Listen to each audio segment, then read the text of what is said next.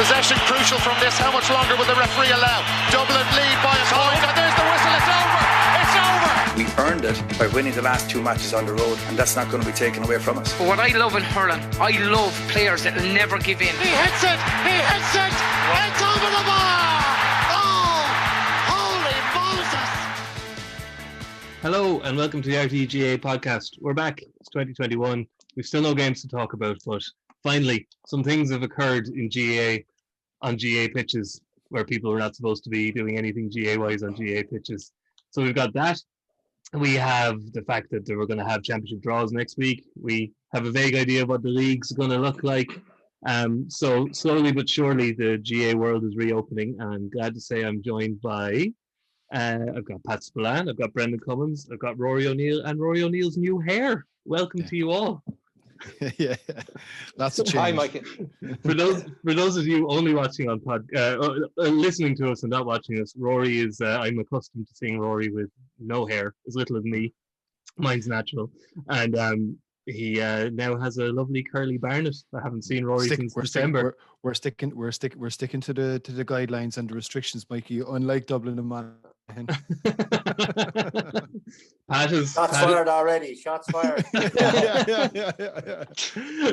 Pat, for those of you just listening, has a lot of greenery. He has grown a forest in his sun-dappled house below in Kerry. And may I point out, there's a stretch in the evening. I've heard the cuckoo. There's a smell of freshly corn grass. And you know what I've got? I've got my championship haircut, all legally done by my good wife, Rory. So I thought you were about to say you've got a vaccine, Pat. If there's any complaints about this hairdo, just complain to Rory. So look, I'm looking forward. I'm ready and raring for the championship. We have a roadmap. If right was right, we should be just finished the league because we are elite at inter-county level, but that's another story. But we have a roadmap. We have a league. We have the inter-county lads training Monday, and away we go. Yeah. Have you been vaccinated yet, Pat? Sorry, it just sprung into my head there when you said I have, and then you said you had a haircut. I was wondering, have you got a vaccine? On Monday, I register as a 65-year-old for my shot of AstraZeneca. Brilliant. And do I have any problems with taking AstraZeneca? Not a bother at all. I'd be more than delighted to get it. So there you are. There's nothing being able to clog you up yet, Pat. I don't think AstraZeneca is going to do it either. Brendan. Brendan, how's the 3 or 4 months been for you? So look, they've been as frustrating as they have been for everybody else. I think the whole country is fairly contrary at this stage. I see on social media somebody said the government had lost the dressing room at one stage, and I think that's where it was gone. But we are starting to see the green shoots. I know in the club here we've had a couple of Zoom meetings about getting the kids back on the pitch from the 26th, and we're getting them on the 27th. So I got a load of hurling balls in the other day now. So you know, those things kind of do brighten up. We know something to look forward to, along with, of course, the elite footballers and hurlers around the country getting going. So the grassroots of the GAA will start to wake up out of the slumber as well, and that's important to mention. So that gets going the 26th, so we're looking forward to that. But no, it has been difficult. There's no doubt about it. I started back training in January because obviously I'll be still playing a bit of the intermediate hurlers here and all that. And by the time I got to the middle of February, I thought, what's the point? And I haven't really done much since then. So I'll have to get back going. But that was what the sense I got from other people talking to them, that we all got going in January full of the enthusiasm of it. And by the time we got to the first week of February, we went out to hell with it. I'm eating Easter eggs and that's that. So looking forward to getting back at all that. So it's all good. Will you be herring down the road to Kerry now on Monday night for an inter-county training? No, I'm not with Kerry now. P45.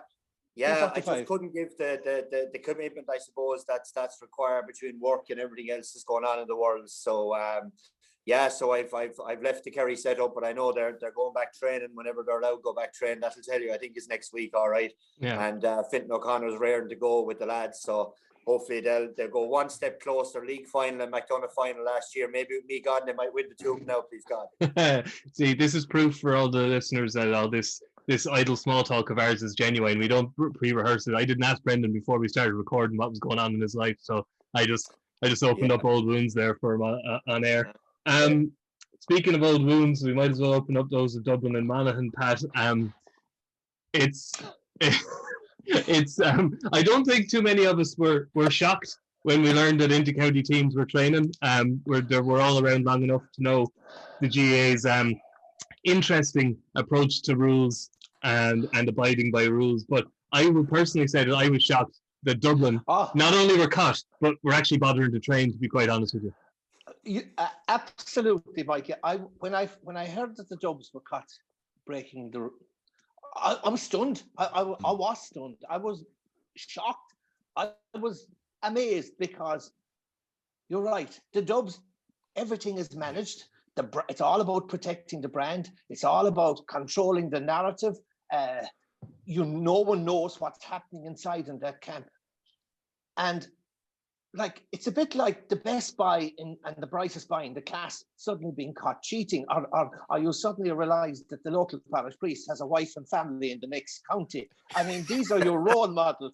You know, you look up to the Dubs because these are the role models. They're supposed to be perfect, and that shocked me. And then having been shocked by Dublin, I was angry because I was just thinking, this particular training session, and it mightn't have been the first, it could have been the 21st, we don't know. But what made me angry was this took place less than 12 hours after the government had just introduced a new roadmap and had at last announced that at the end of April, on the 26th of April, or on the 19th of April, inter-county training could start. They were found out on the day that Stafford held a press conference and said, look, the next 6 to 7 weeks are vital. But you're right, Rory, this is Ireland. And you know, goddamn well, everyone, look, anecdotally, there's a lot of counties at it. Anecdotally, there's loads of clubs at it. But in Ireland, like when it comes to Schlevenism and Q-tourism and whataboutery, we're world champions at it. And and our handy excuses, like our get out of jail card is, well, everyone else is doing it, so why can't we do it? It was wrong. It was bad. It broke the laws of the country. It broke the regulations of the GAA. And you're right, the Dublin team could beat most counties in Ireland with one hand tied behind the back. So not a good time. Like, could you imagine, lads? And I was just thinking about it. The GAA season hasn't started yet. The inter-county teams haven't started training yet. And 4 of our top managers are already suspended. You couldn't make it up. It's classic. And just the final thing, I know, and do I have any bit of sympathy? I sort of do. When Reeling in the Years will be shown in 30 years' time, and they'll show newspaper headlines, and they'll talk about front page expose, these lads caught running around the field at 6:30 in the morning. Dossiers being sent to the guards. And you'll start to say, in 20 years' time, you'll say, this couldn't have happened. It is bonkers. And in one sense, like, they were wrong. They were wrong. But in another sense, you start to say, gee, lads, I mean, there's no danger with transmission of COVID outdoors. And if games is safe, God save us. I think it was much ado about nothing, but the Dublin brand is certainly, it won't affect them as footballers or as a team, but the brand has been damaged to some extent. Yeah, I think the veil fell. Yeah, the obviously the journalist to me was like just shaking my head saying, that's a great story. You're right, Pat, when you break it down and talk about it logically, as people will in 30 years, you'll say, what the hell is that? But the tip off, the lads turning up in their sponsored cars at 6:30 in the morning. Yeah. Like, if you're going to go to a clandestine training session, don't drive your sponsored car, I think would be the first lesson here. I thought though, Mikey, one thing for me was, firstly, I thought it was a wind-up because the story started, I got a text the night before and I was saying the story broke on April Fool's Day, if I recall correctly. So I thought it was a wind-up to begin with. And the second thing is from what Pat said, where he said in 20 years' time, people will look back and say, Jenny, were we really, assigning lads to a bush at 6:00 in the morning to take a photograph of a few fellas kicking a football around the field? I'm not too sure if it will take 20 years. I think it could be a much shorter time where people will actually reflect and go, like, was that a bit over the top in terms of the reaction? I suppose, look, Dublin are Dublin. I think if it's declared footballers, does it make the front page of the Sunday or the Independent? No, it doesn't. But they're the marquee team in Gaelic games. They're the highest profile team. They're as close as you'll get to Manchester United in Irish Gaelic games.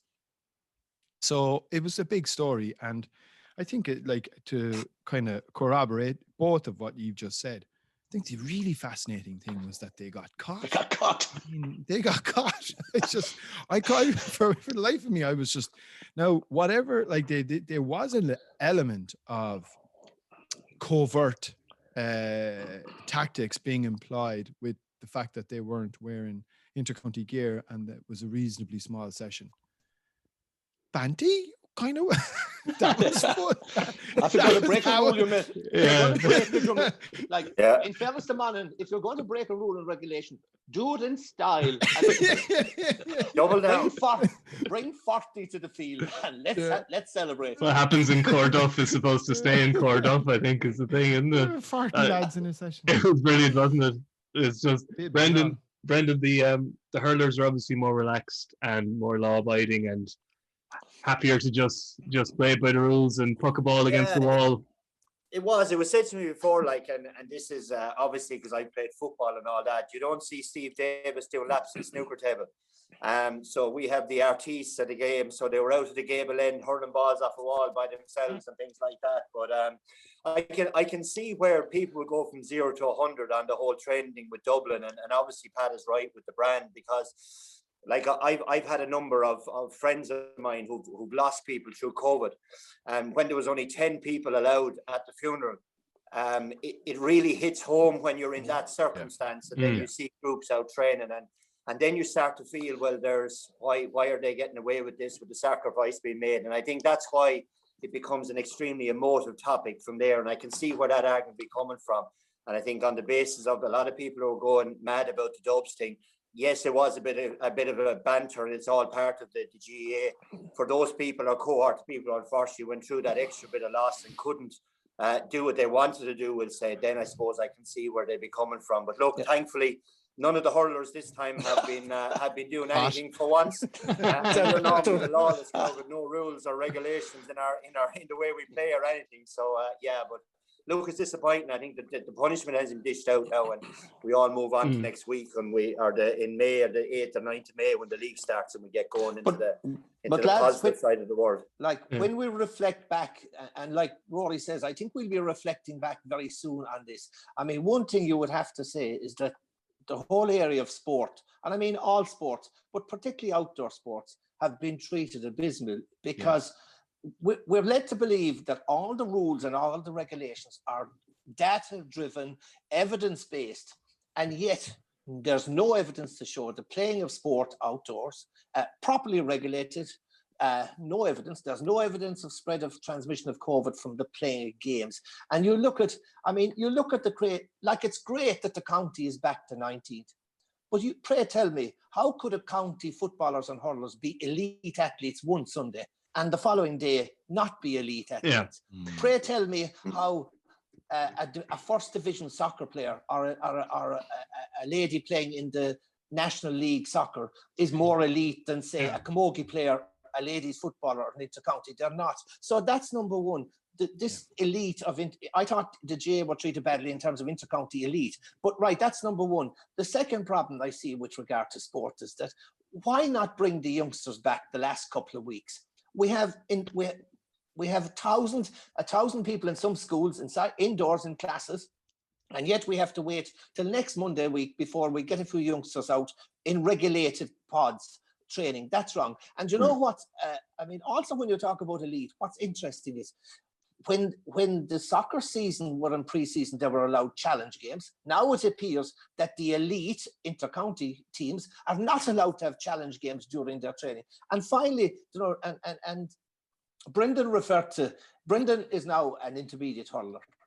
And intermediate hurlers and junior hurlers, the social footballer, the social rugby fella, we have forgotten. I mean, while it's great to see the youngsters have a date to come back at the end of the month, the intercounty boys are coming back, but we've completely forgotten the 95% of the players in the GA, the club hurler and the club footballer, who just wants to play a game. He's not interested in trophies. He likes the crack. He likes the socialising. He likes the training 2 or 3 days a week. These lads have been without sport, have been without interaction for 8 months. It's crazy, based on no evidence. And I think on that as well, Pat, like, I think there's a couple of points worth making. And again, look, none of us are claiming to be anyway expert in terms of the disease and disease control. But what we would be experts on, or certainly would have a level of expertise on, is youth sport and how sport for young people and the important role that plays. And if you look at, like, if any of us play in sport, and like obviously I had a very, very mediocre career in comparison to the two stellar careers the lads have had, but I'd still ask them, like, the most formative years in the development of you, both as a person and as a player playing sport, I would argue, are the years that you sort of make that transition from primary school into secondary school. So you're talking the ages of between maybe 12, 13 and 14, right? I think that's an extremely significant time in a young person's life, boys and girls. Now, for the last effectively year and a half, more or less you could say 2 years, because it's effectively 2 seasons already, while it hasn't been 2 years. That has been wiped out. Now, that is going to have a huge effect, because I can guarantee you this, and I know this because this is factual. We are going to lose people. We're going to lose a lot of people to Xboxes and PlayStations, to nefarious activities, to extracurricular activities and stuff. Their interests will have just gone elsewhere. And that crucial time, I think, was those people never had a voice. Those young people never had a voice in this, and I think they've been treated shamefully, actually, in all of it. Pat, I would take up on your point that Junior B hurlers don't care about glory. We're waiting on the Wicklow Junior B hurling final now since last October, November. We don't even know who we're playing yet, and it may never get played, Pat. And I don't know how many more trophies I have in me, so I would reject that point. We have the public health element is a well ploughed furrow at this stage. Sorry, excuse me, Mikey. I'm not too sure about how, but John B. Keane was once asked, what was the most dangerous animal on the planet? And he said the most dangerous animal on the planet was a Junior B cornerback in football with varicose veins. Same applies to hurling. And a home of DP. Probably. Yeah, the sociopaths are still put a cornerback, whether it's football or hurling. Don't worry about that.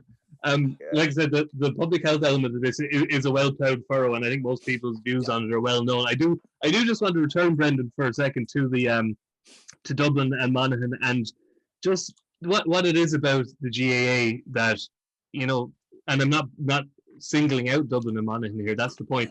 This idea of the rules, they don't apply to us because we know that the lads 2 miles down the road are breaking the rules as well.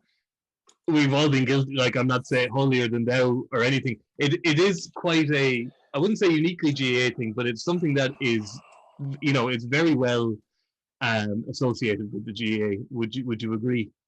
Yeah, it is a bit to a certain extent. I think when you're with a group, and maybe especially with Dublin when they've had huge success and all, you have to, to some stage, create a grudge. Now, you can't have a them and us. Now, you can't pick a fight with everyone every year, but if you can have something that's special and unique to your group, that like you saw in the last number of years, teams training Christmas Day, they train New Year's morning at 6 o'clock, this kind of stuff. Like, I remember Davies' team when I think we beat them below in Páirc Uí Chaoimh. We gave him a bit of a spanking down there, and they trained the following morning at 6 o'clock because he thought, right, what are we going to do? We're going to start now from ground zero again, hardship. And if we turn up here, when I stand in the dressing room, I can say, we trained Christmas Day and they didn't. We trained the day after they got a hide, and that's the commitment, they didn't.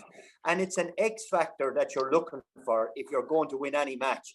And it's not something you can essentially get physically training on a pitch. It's a mental element. And I think that's where they're looking for the inches now within the game, because everybody's as fit as each other. Majority of people in hurling, the fact you can catch it, hit it, pick it up and run is pretty much a given. But what propels you forward to chase the fella or chase the lost causes and all this kind of stuff, that's really, and I think that the great Paddy O'Shea said it in one of his the documentaries before, that if the ball goes out over the line, you sprint out over the line to follow it, even if you know you're not going to get to it.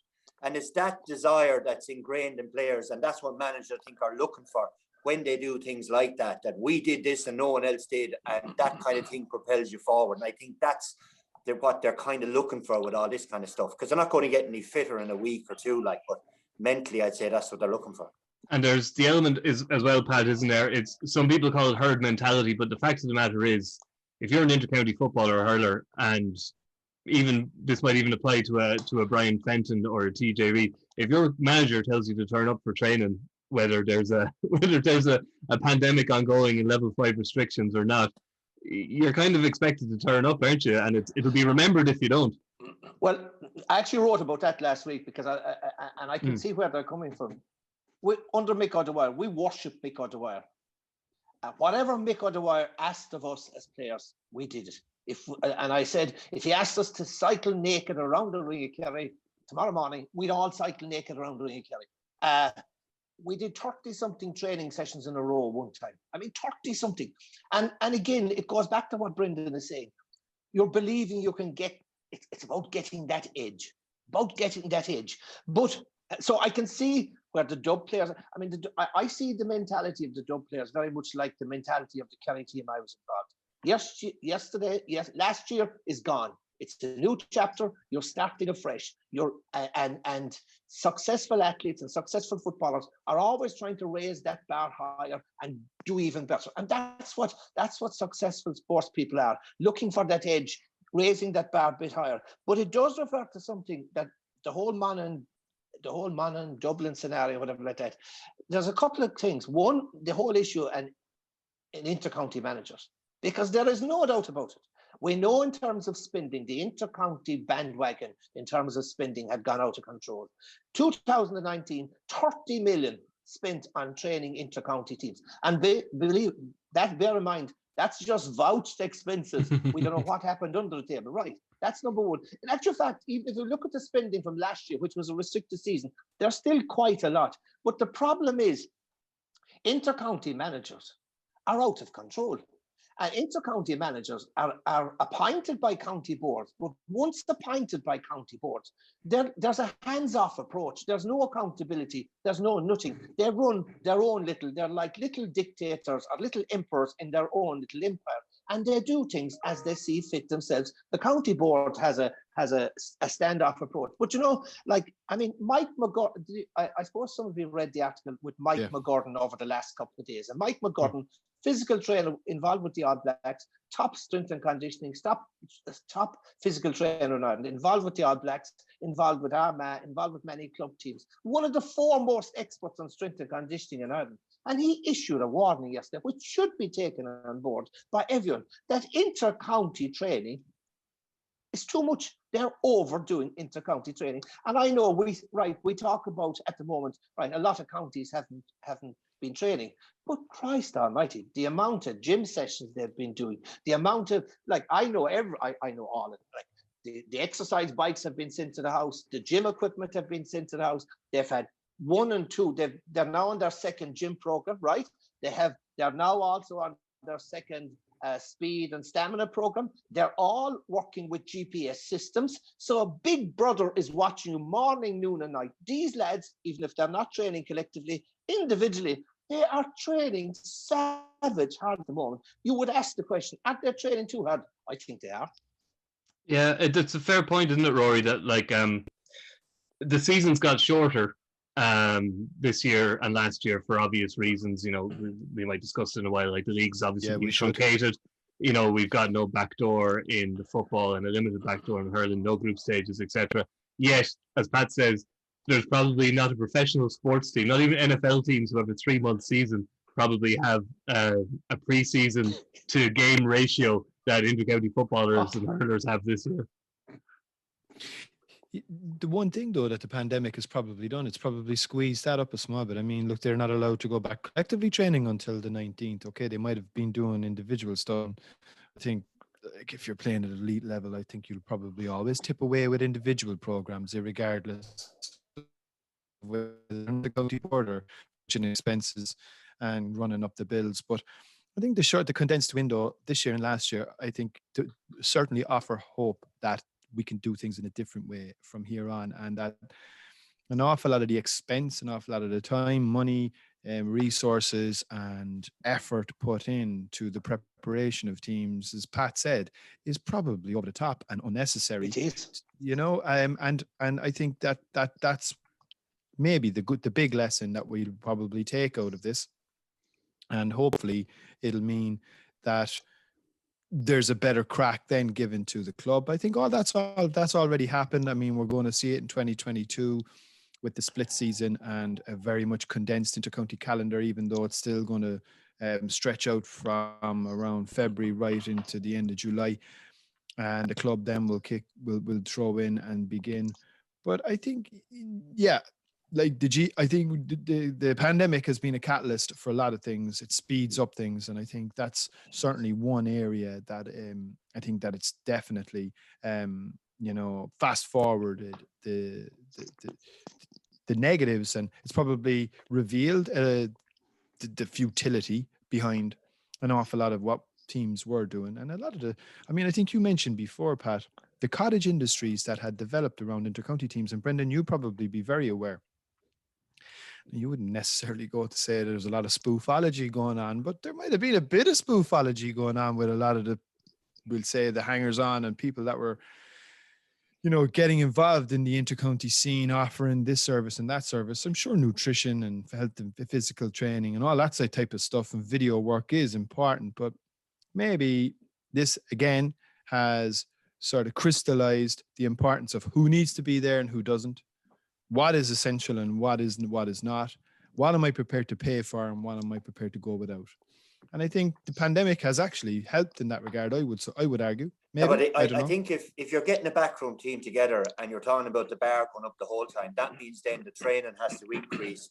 I mean, if I stood in front of the Kerry hurlers last year and we didn't do video analysis or player profile and on the opposition and things like that, the lads would say to you, like, this is a joke shop here. You're going backwards. So you do need to have a certain level. I can see where you'd say it's gone over the top, but you think about it, if I'm an intercounty manager in the morning, all I want to do is make sure that my team are 100% prepared for when we hit the ground in June for the first round of the championship. Now, there'll be fallers by the wayside. There'll be fellas who aren't going far enough in the bleep test, and I'll just bin them because that's the way it is. Because I know when I face Garrod Hegarty and Morrissey and Keane Lynch and Joe Canning and all these animals that are out there that could potentially beat you, my team needs to be physically strong enough and fit enough to match them. Now, sports science has become a huge part of our game and probably the most expensive part of our game over the last 5 or 6 years. I mean, if I'm in somebody involved in sports science, whether it's nutrition, sports psychologist, whether it's a strength and conditioning coach, what I'm saying is, look, I'll get you the extra yard you need to win the match.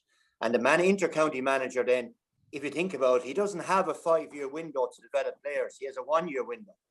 Because the Sunday game or whatever show will say, they were badly run. They weren't prepared right at all. They're a disaster. And that manager is sitting at home looking at it going, I should have ran the shite out of him and I didn't. I should have made him go more in the gym and I didn't. And like one player said to me years ago, Tip, sure, if it doesn't work out, the manager will be gone and we'll be all back next year. Do you know what I mean? So managers are driving this because the gun's loaded to them and it's taken as a personal insult nearly if they don't perform because they're vilified then in the public. And that's driving it. And players then as well are expecting massive standards. Like you have to now have a sports psychologist. You have to have a nutritionist. You have to have GPS trackers.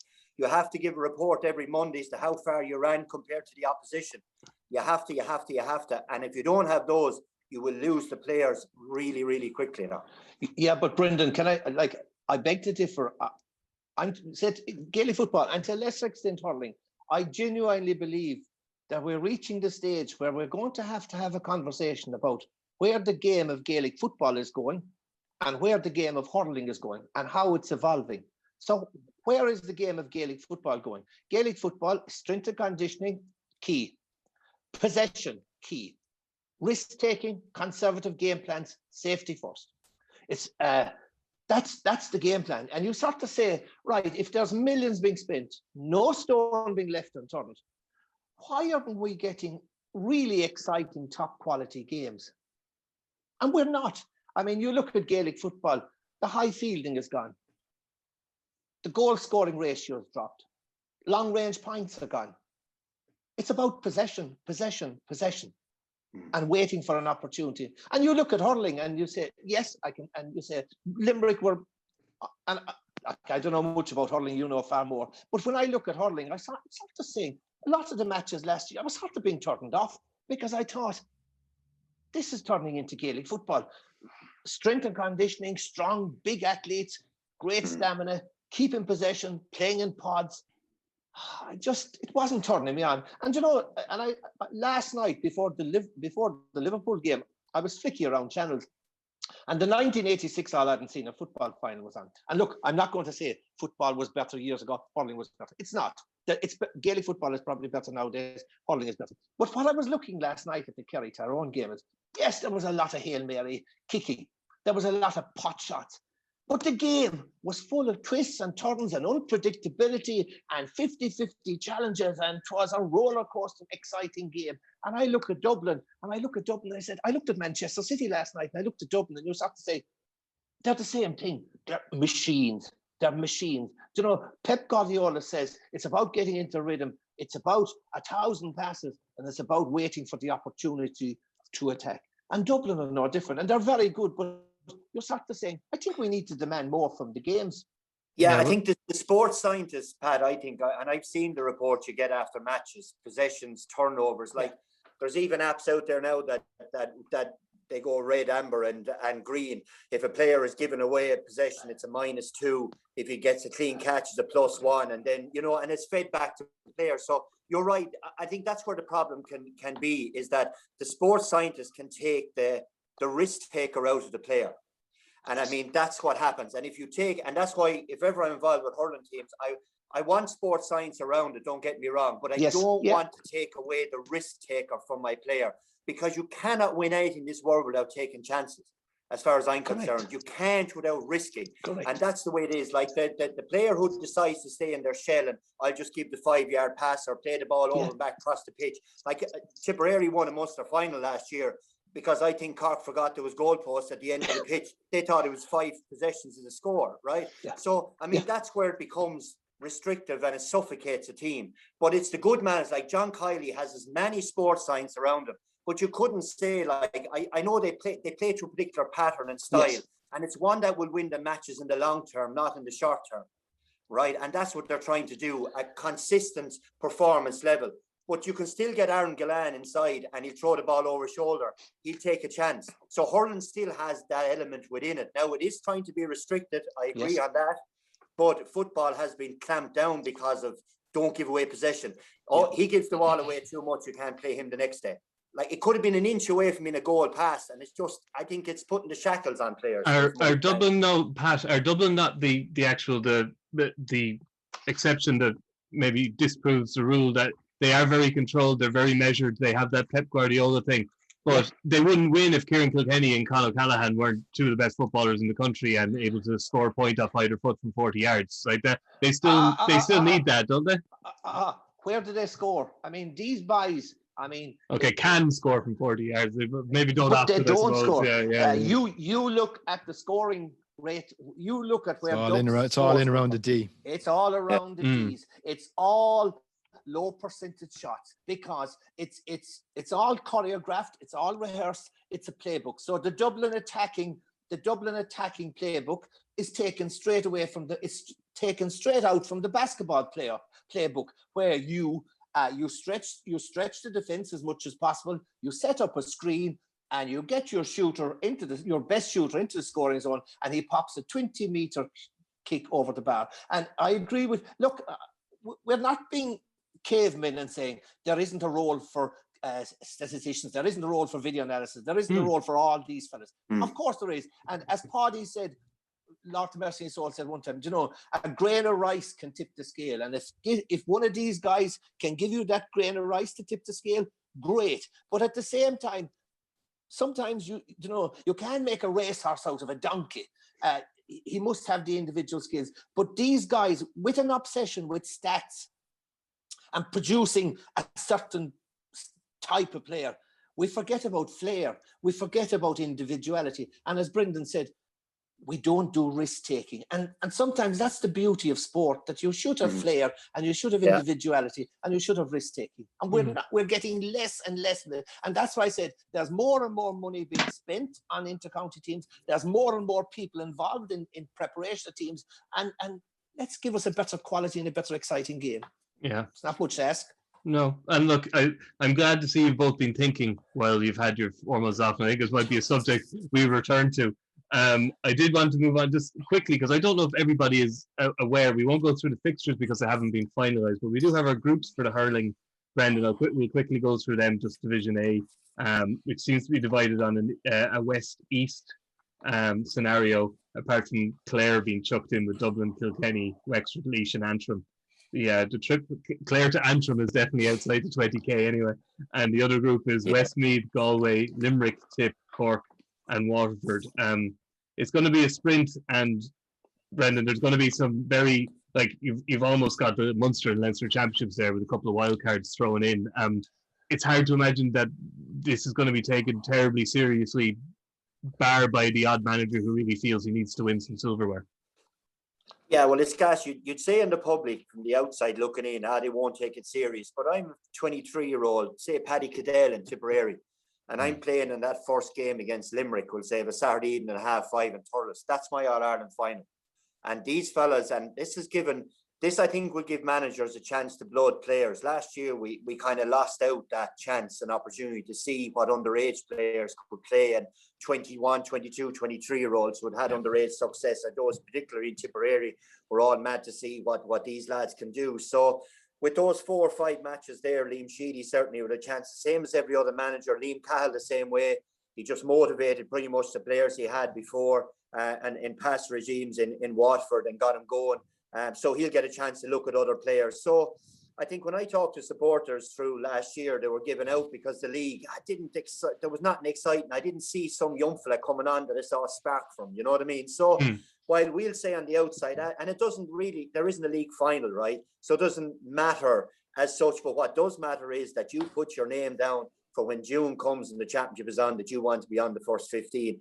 That is, since Adam was a boy, that's what the league was all about, and that's not going to change this year. And I'm delighted with both groups. It's great to see Antrim up there and see how they got on with Laois and the bigger guns. Haven't seen them at first hand. They were a lot stronger than any of the teams in Joe McDonagh last year. They're ready to go. So hurling has spread to Antrim as well now, and they're back to where I believe they should be, at the top table of it. So, you know, it is positive from that point of view. And for Westmeath, Galway, Limerick, Tip, Cork and Waterford, they're with the big boys now, aren't they? It's tough. Yeah, that is tough. It's big stuff, all right. But look, they'll be fine. Westmeath struggled last year in the Joe McDonagh. They were under the cosh. They didn't get much momentum on. I think David Glennon is getting involved there with him now. He's in that additional experience in his dressing room will certainly add a huge amount to them. But I think for them up there, it's all about trying to get players developed and not take too many clippings. They'll play with a sweeper in all of those games, which is fine. But I think if they can put up performances along the line of it, they'll get enough to bring him into the Joe McDonagh then. But it is certainly a daunting task. But again, I'd certainly rather be playing in Division 1A or 1B hurling than anywhere else in the world. It's a good test. It's a good way to motivate players to see what they're made of. And like anybody, you want to pitch yourself up there and see if you're any good, and this will certainly test them. Yeah, and then Rory, you've got the football. One north and one south are interesting. You know, Tyrone, Donegal, Monaghan, and Armagh there in north, and Kerry, Galway, Roscommon, and Dublin in south. So there's again the same question. There are going to be some very tasty matchups, which are probably ones we'll expect to see later in the summer again, but I suppose as Brendan says, it's about the 15 on the pitch who will make what they will of them.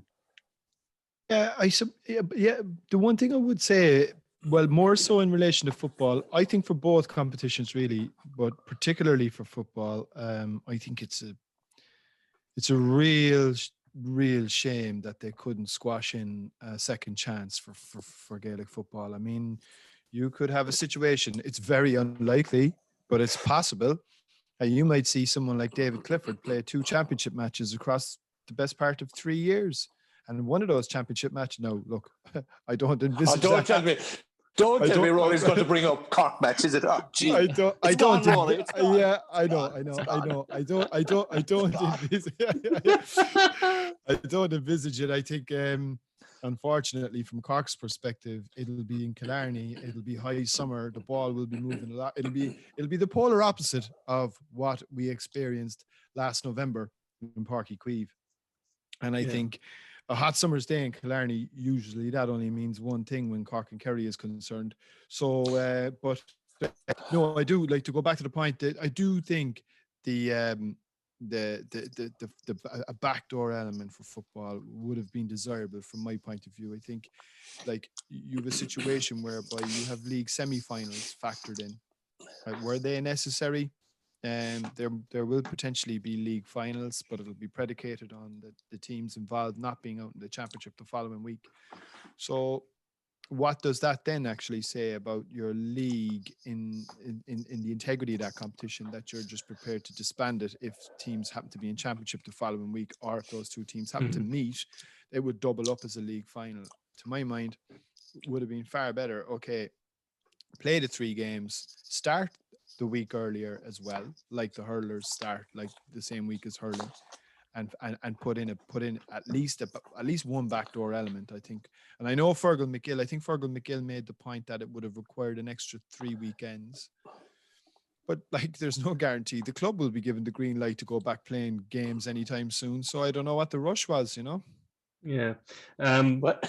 Well, may I talk about the league, because seeing as I'm a resident of the home of the Division 1 National League champions, and how proud we were when we won that. I mean, there was bonfires blazing in every crossroads in Kerry after we won the National League last year against. That was to keep warm, I think, Pat, was it?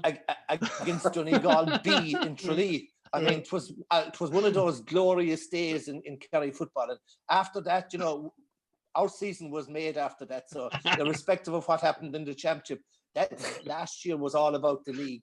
So I agree with you. I mean, fuck you, Rory, and bringing up that Cork, because I tell you this, lads, I swear to God, I know they say in the grieving process it's important to let go. I swear to God, that Cork Kerry match, I can't let go. If it's any consolation, Pat, Tip would have bet you in the final anyway, so you don't have to worry about it. It wasn't about that, It was just everything. We won the National League. And then I knew there was writing on the wall. We played Monaghan, and the team that picked for Monaghan, I thought, he's playing tricks with this now. This is not the real team it's going to be. This is now B team we've sent up to Monaghan. And then I remember in the middle of the Monaghan game, he took off 2 forwards and he replaced the 2 forwards with 2 half backs. And I said, oh geez, maybe he's playing a game now here. I said, and unfortunately, that was what he was pre-planning for. So look, it was a desperate deal. A couple of things. The league in football is certainly more competitive, more enjoyable than say the league in hurling. There's no doubt about that. And I'd have to agree with Rory.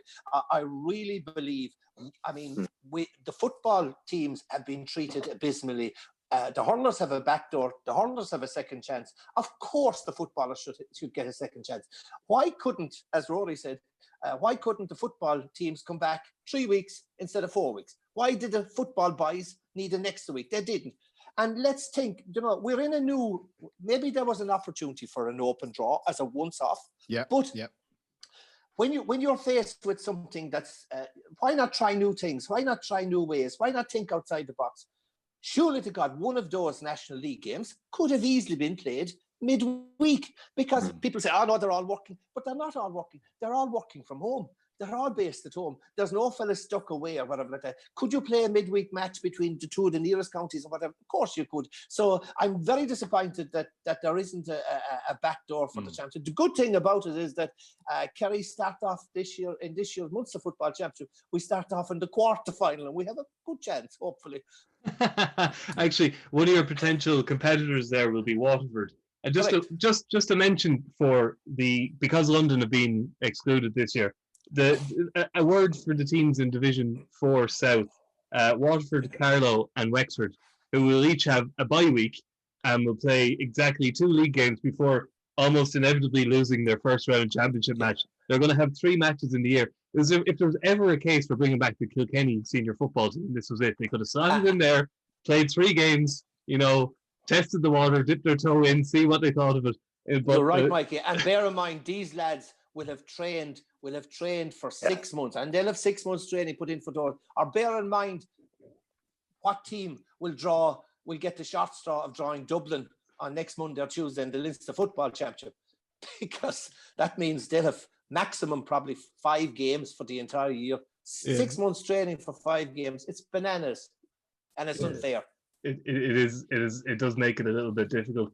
But actually, when you talk about, look at the equivalent of Division 4 North, and you have Louth of Division 3 North, isn't it? No, Division 4 North is Louth, Antrim, Sligo, Leitrim. So Louth, new manager Mickey Hart. Antrim, new manager Inda McGinley. Sligo, new manager Tony McAdee. And Leitrim coming down from Division 3 with Terry Hyland in charge. Now that's a competitive division. It could be quite defensive. The scoreboard operator won't be over. And they are all genuinely North teams as well. They won't have to travel too far. There are a few quirks in the geographical split, all right, but that one's not too bad. There, Mikey, couldn't Leitrim and Sligo play midweek to free up a chance of going through a back door? Oh, geez, Pat, you've more chance of getting a United Ireland than getting midweek GA games, I think, now, really, haven't you? It's just not going to happen. I know it's been mooted so many times and it is shot down. Except inter-county teams have no problem playing challenge games midweek. Yeah, I know. It's mad. Well, it sounds like you're all in a good mood to give out anyway, so it's good because we have a new slot.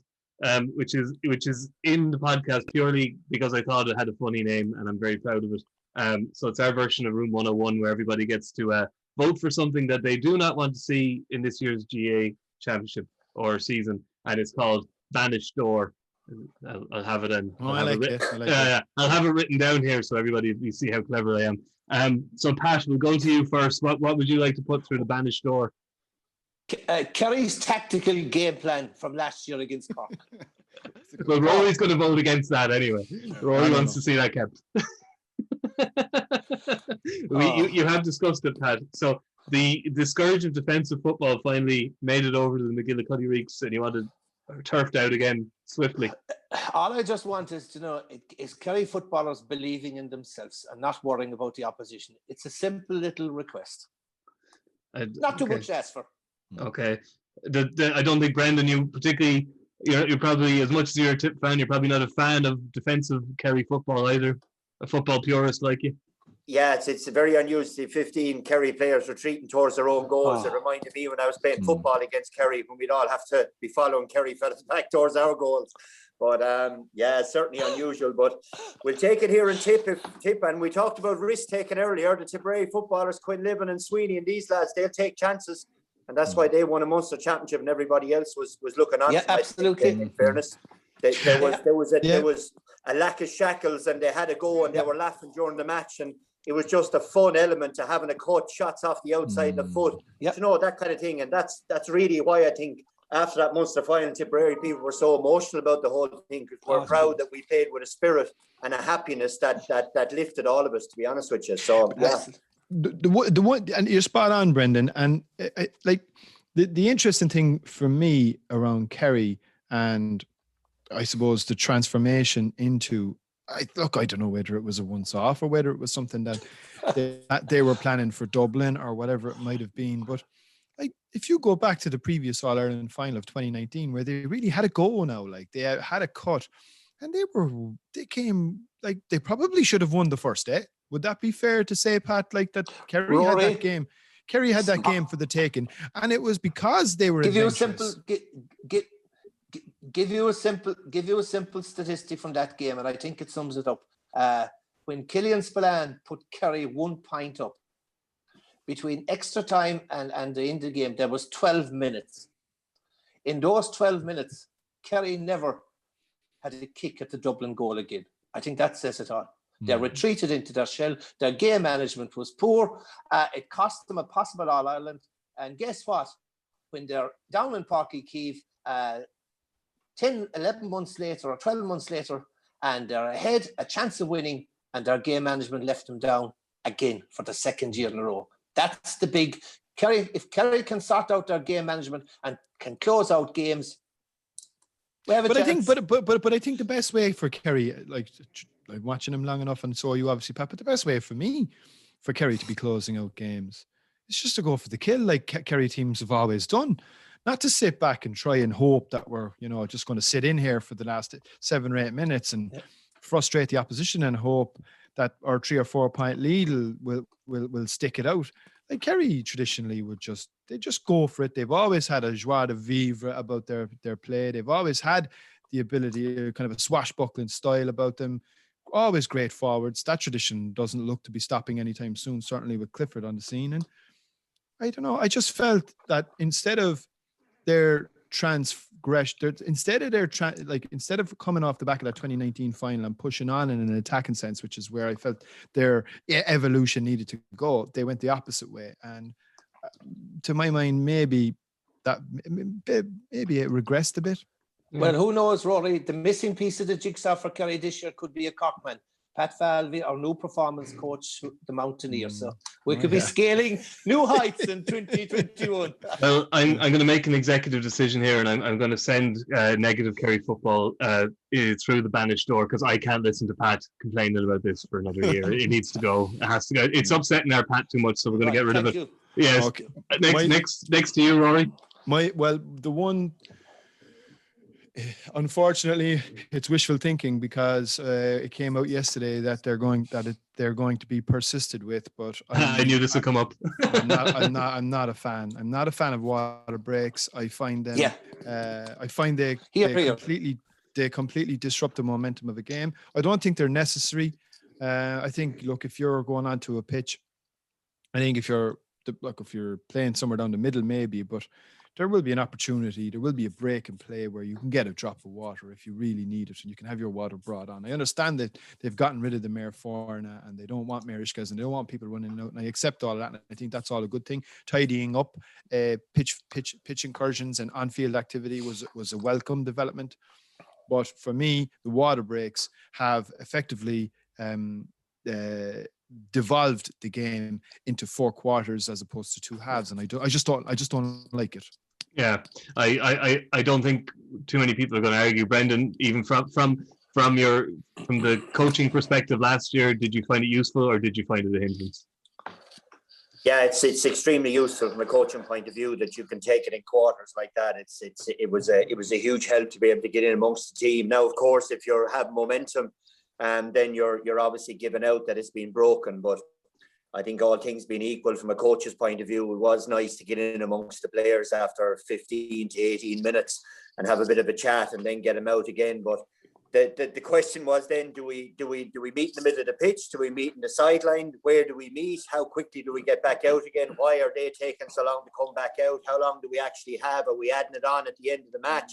All this kind of stuff happened as well. So I think if we could run through 35 minutes, well, I think players would probably prefer that, I think, in the long run.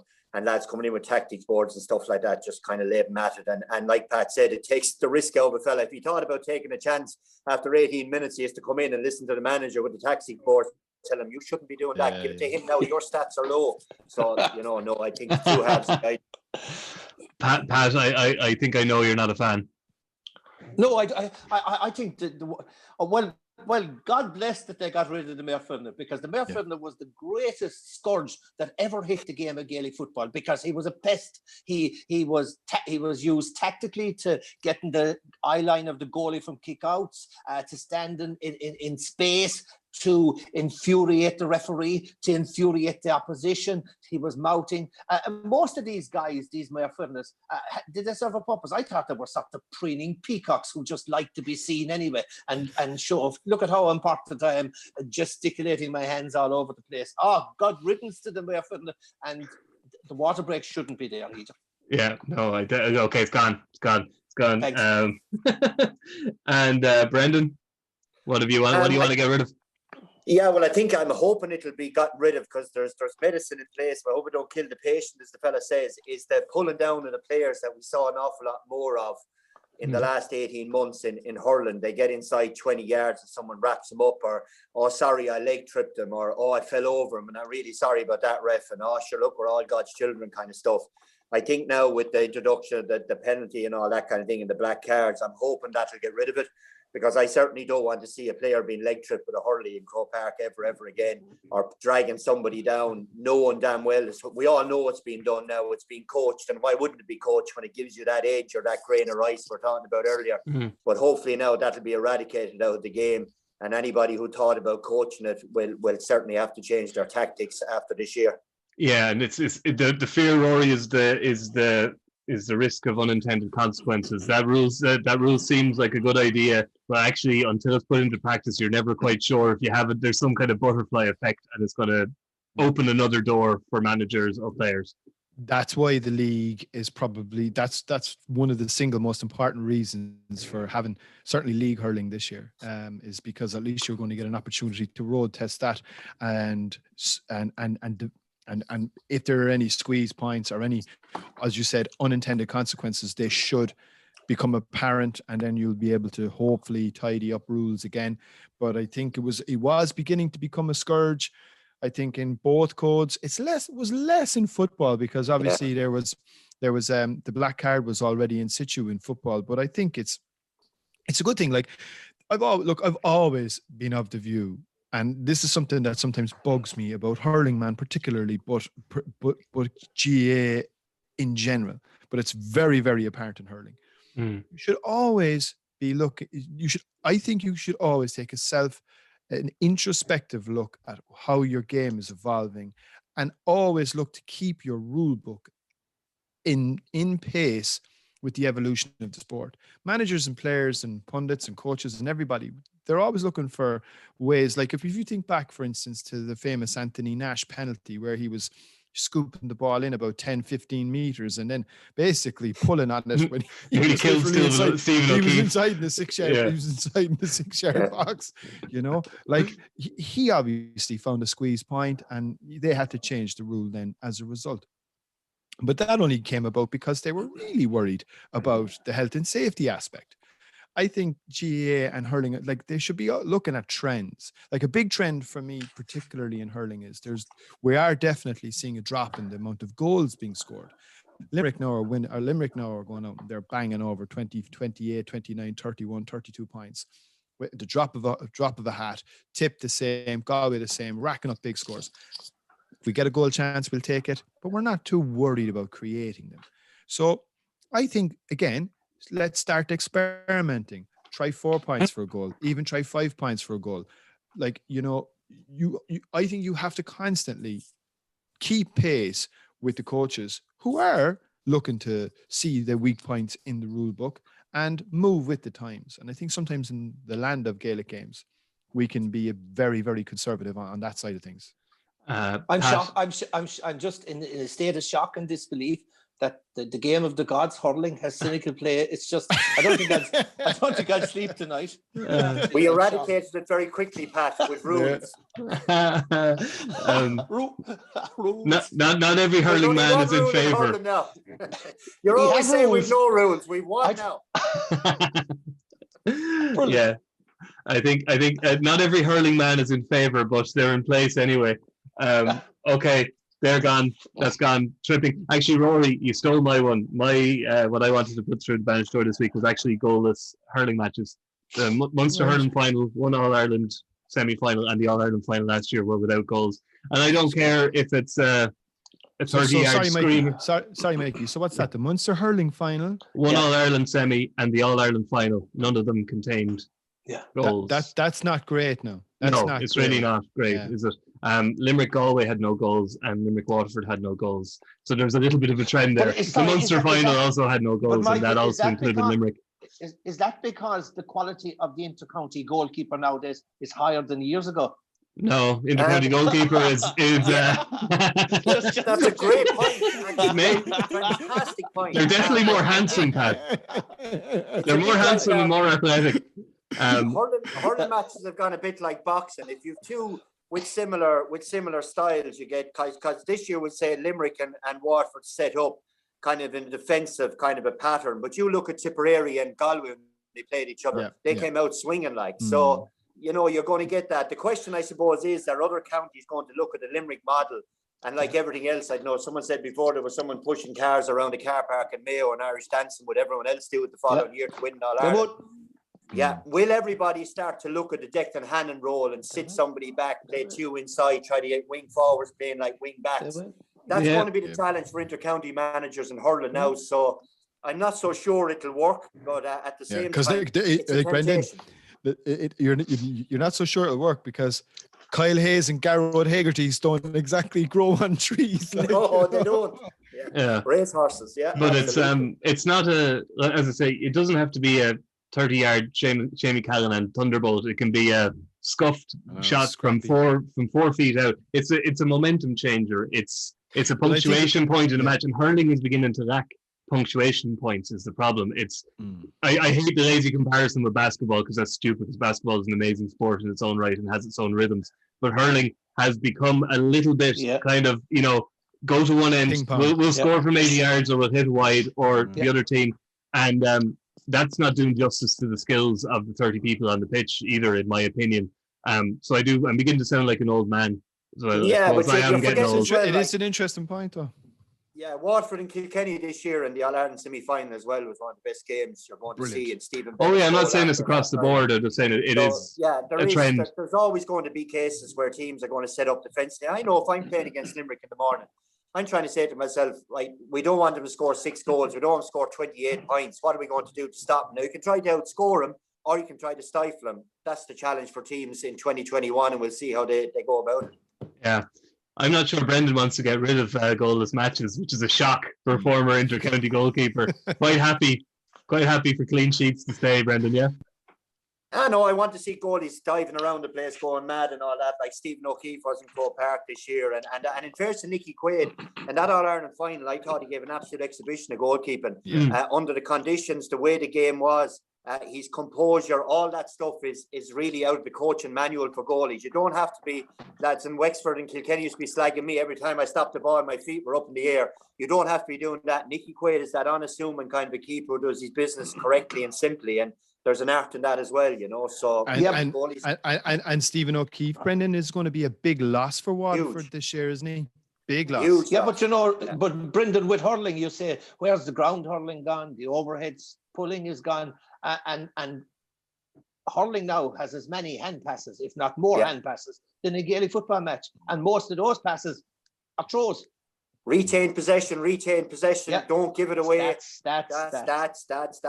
And that's it. If you're pulling the ball in hurling like this year, like I was loving the Joe McDonough game, the final last year, ball came across, Shane Nolan pulled on it. And we all looked at each other and went, what's he doing? And I'm here talking about, pick it up, get it in your hand. And it was the right thing to do at the time, but everyone took it gasping, he put it in the ball. So, and if it went forward, Pat, he probably took him off. Pulls on the ball over his head. Did he take him off for disobeying? Did he take him off for disobeying instructions? No, but at the water break at the quarter, we pulled him aside. Gone out the tactics board and said, "This is what you should have done." We hit him with the tactics board.